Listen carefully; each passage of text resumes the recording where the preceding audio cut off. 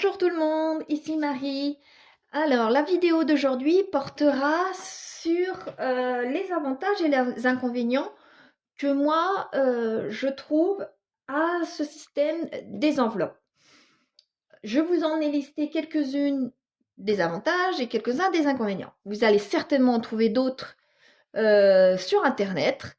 Vous allez en trouver d'autres aussi de votre part, mais qui pour moi, eh bien, je trouve que ça suffisait. J'en ai à peu près 7 de chaque, donc ça, pour moi, ça suffisait. Vous allez certainement aussi trouver certains de mes avantages en inconvénients et inversement.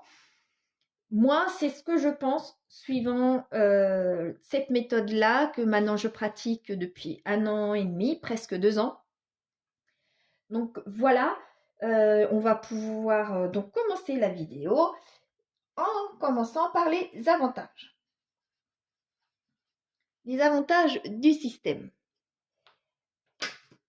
Alors, ils ne sont pas du plus important au moins important ou du moins important au plus important. Hein. C'est des idées en vrac qui me sont venues. Donc en premier, ça permet de savoir rapidement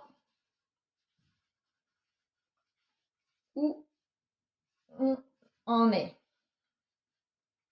On en est de notre budget dans le mois. On a juste à regarder tout simplement ce qui nous reste dans nos enveloppes hebdomadaires pour savoir où on en est de notre budget hebdomadaire. Et si vraiment on veut savoir ce qui nous reste pour le reste du mois, on a juste à regarder dans notre classeur du mois. Quelque chose qui est très bien aussi, je pense, moi, c'est de reprendre le contrôle de notre budget. Personnellement, avant, eh bien, c'était je fonctionnais beaucoup avec la carte bancaire et donc du coup, après, je regardais ce que j'avais sur mon compte bancaire. Je subissais finalement mon budget suivant mes dépenses, tandis que là, je sais par catégorie ce que j'ai besoin. Je dépasse pas quoi. Je sais où j'en suis rendue. Après, on réalisé des économies. Oui. Donc ça, personnellement, je trouve qu'on réalise des économies grâce aux défis. Vous savez, les défis qu'on met en place tous les mois, suivant dans l'année. Après, il ne faut pas en mettre de trop, puisqu'on ne pourra jamais terminer nos défis si on a trop de défis. Donc moi, j'en ai 4, comme vous le savez, et cela me suffit largement. Donc voilà, grâce à ces défis-là que je mets en place, je peux réaliser des économies. Autre chose, c'est on change ses habitudes. Un autre avantage, ses habitudes de consommation. En changeant ses habitudes, c'est tout simplement, c'est nous qui décidons, grâce à l'anticipation, on décide ce qu'on veut mettre dans les enveloppes.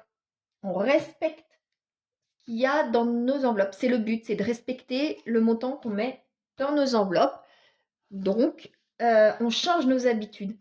C'est pas tant que j'ai de l'argent sur mon compte bancaire, je peux dépenser. Non, en catégorisant, on change petit à petit nos habitudes de consommation. Autre chose aussi qui est pas mal, je trouve, c'est anticiper les dépenses. On anticipe les dépenses grâce à ces fameuses catégories. Et comme ça, on maîtrise chaque budget, les dépenses, on baisse les dépenses inutiles,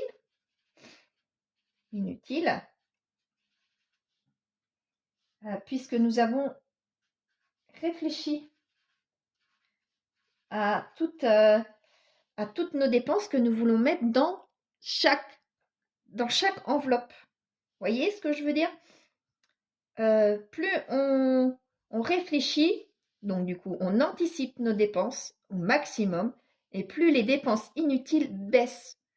Si on était des acheteuses compulsives au niveau de du shopping, par exemple, des vêtements, eh bien, on met un montant mensuel dans cette catégorie-là, dans la catégorie vêtements, qu'on souhaite, par exemple, je ne sais pas, je dis n'importe quoi, 200 € par mois, et au bout de 3 ou 6 mois, on descend, on descend et on descend. Et comme ça, on anticipe les dépenses inutiles puisqu'on s'aperçoit qu'on dépense de trop et qu'on peut baisser petit à petit grâce à ces enveloppes mises en place. Donc voilà pour une partie. Oups. Donc j'étais rendue à la 5, maintenant à la 6e. Quelque chose que moi m'a énormément, que j'ai énormément apprécié, c'est la charge mentale qui a diminué. Comment cette charge a diminué? Tout simplement, puisque mon budget annuel et après mes budgets mensuels sont déjà à plus des 3/4 déjà. On sait où on en est dès le 1er ou dès le 5 de chaque mois. Puisque si on met en place tous nos prélèvements le 1er ou le 5, par exemple, si on a notre salaire le 1er arrive, le salaire arrive le 1er du mois, les premiers prélèvements sont enlevés aussi le 1er ou le 5 du mois, ou alors le 5 et le 10, et à partir du 10, on sait que les grosses surprises ne devraient plus arriver. Les grosses dépenses, les grosses, comment vous dire, les grosses régularisations n'arriveront plus après cette date-là. On n'a plus qu'à gérer l'argent petit à petit toutes les semaines. Et moi, ça m'a fait un bien. Mais alors, je ne vous raconte pas. Franchement, ça m'a fait ma charge mentale, notre fameuse charge mentale qu'on fait que d'entendre depuis quelque temps. Moi, ma charge mentale a réellement baissé grâce à ces enveloppes-là, puisque tous mes prélèvements, je les ai mis le 5 et le 10. Et après le 10, eh bien, effectivement, on peut très bien regarder notre compte. Il ne reste pas grand-chose sur le compte. C'est tout à fait juste, puisque le 1er de chaque mois, j'enlève l'argent pour pouvoir les dispatcher dans mes enveloppes. Les prélèvements sont le 1er, le 5 et le 10. Et donc, du coup, après tout ça, eh bien, je vis avec ce qui me reste dans mes enveloppes pour le reste du mois. Autre chose aussi, que je trouve qu'il y a un très bon avantage, c'est l'argent qui est tangible. L'argent, au moins, est palpable. On le voit physiquement, cet argent-là. Contrairement au paiement par carte bancaire, certaines personnes s'en sortent avec la carte bancaire. Je ne dis pas le contraire. Mais moi, en faisant beaucoup de retraits par carte bancaire, alors là, je vais écrire avantage. En faisant beaucoup de retraits par carte bancaire, eh bien, c'est comme si cet argent-là existait, certes, mais je ne voyais pas aussitôt l'argent qui diminuait, qui diminuait, qui diminuait. On ne va pas faire un achat et regarder 2 heures après notre compte bancaire qui diminue, qui diminue. Non. Donc, après, on oublie qu'on a dépensé telle et telle et telle somme dans le mois, enfin même dans la journée, et on s'aperçoit que finalement, ça diminue, mais il est trop tard. Donc, avec l'argent palpable, l'argent physique, on sait qu'il nous reste de moins en moins d'argent et on s'en aperçoit réellement. Après, il y a aussi les personnes qui réussissent à faire par billet et par CB. Tant mieux, moi je n'y arrive pas. Moi, tout ce que je peux faire par billet, je le fais au maximum. Comme ça, je m'aperçois que ça diminue petit à petit. Et je sais assez rapidement qu'il faut que j'arrête de dépenser. S'il y a des avantages à ce système, je vous en ai listé 7, il y en a d'autres, ça c'est sûr. S'il y a des avantages, ça signifie qu'il y a des inconvénients. Donc, je vais vous présenter maintenant les inconvénients que moi j'estime. Après, comme tout à l'heure, comme je vous disais tout à l'heure, vous allez en trouver d'autres. Et ce que moi je trouve en inconvénient, vous allez le trouver en avantage et inversement. Voilà. Donc, maintenant, les inconvénients.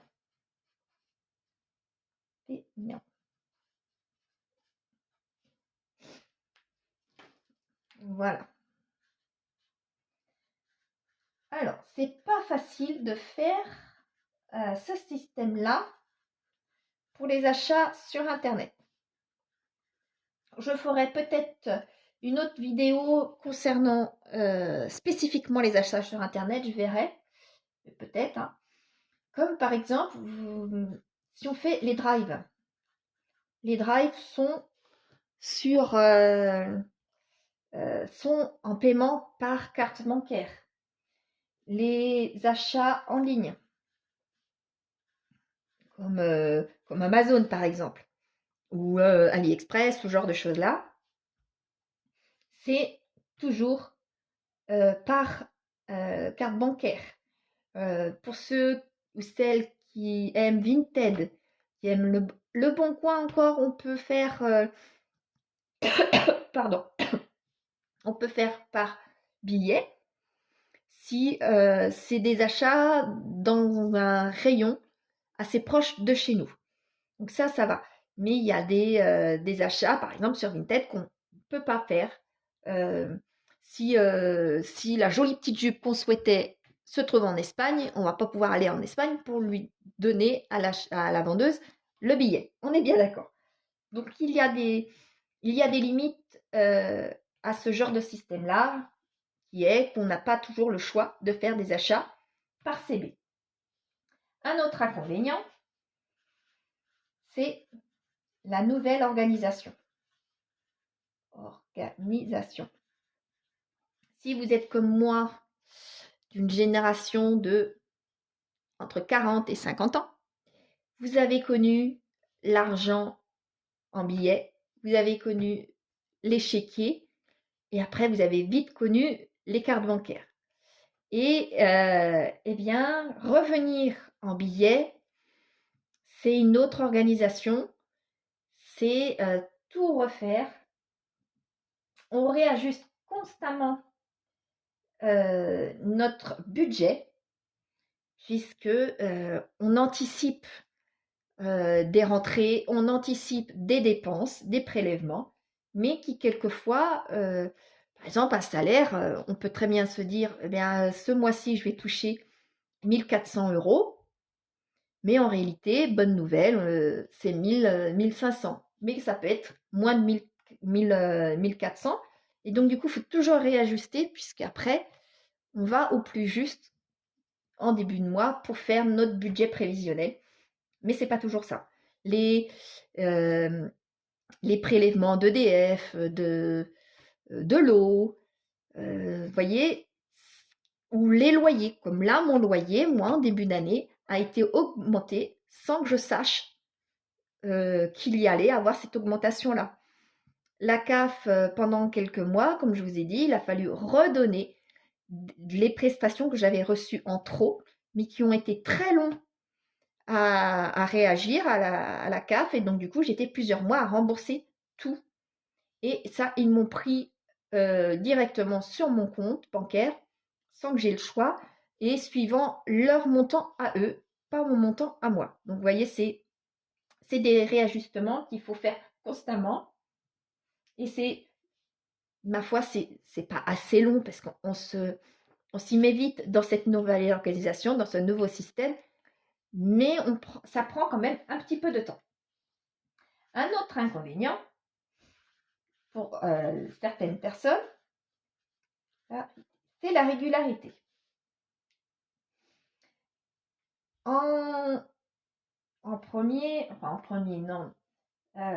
Il faut répartir les billets. Il ne faut pas se tromper. On a estimé qu'il y avait tant de billets pour ce mois-ci, qu'il fallait qu'on dépense notre mois avec tant de billets de 50, tant de billets de 20, tant de billets de 10, et qu'on n'avait pas le choix de faire ce système avec tous ces billets, eh bien après ces billets, il faut les dispatcher. Il faut les dispatcher pour tout le mois, mais il y a une autre branche qui est, alors, il y a le dispatcher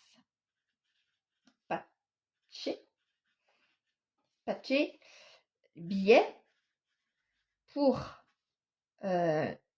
mensuel, pour les dépenses mensuelles, et pour les épargnes.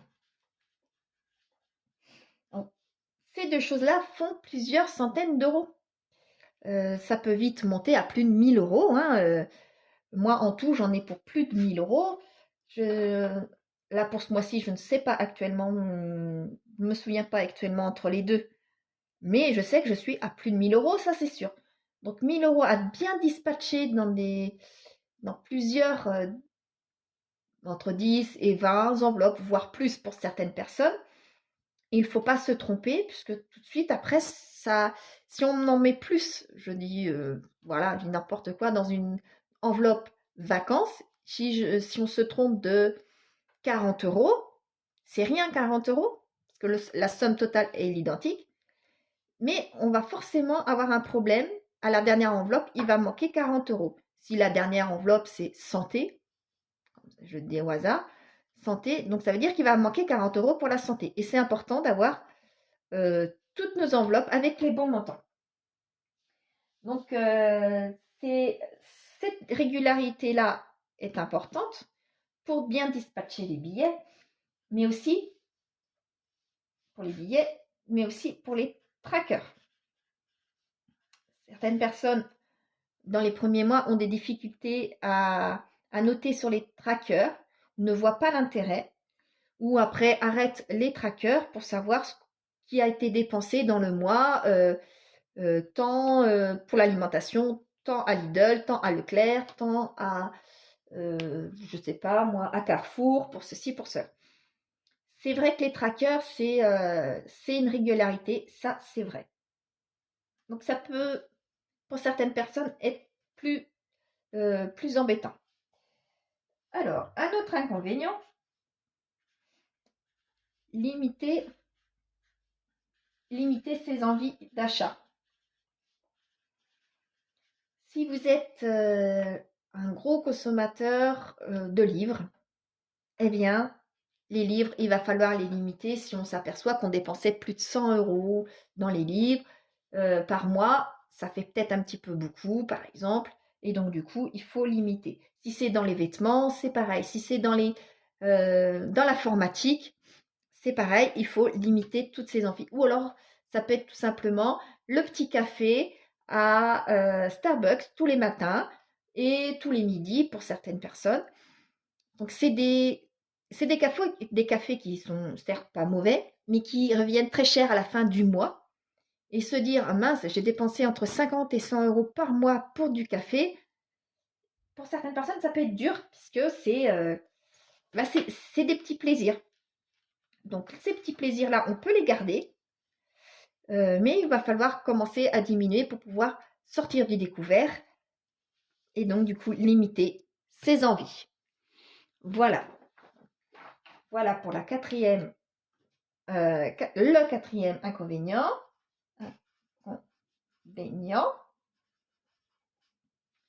Voilà.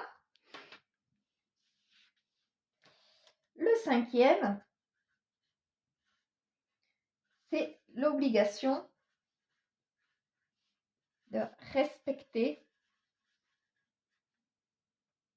son budget. Comme je disais tout à l'heure,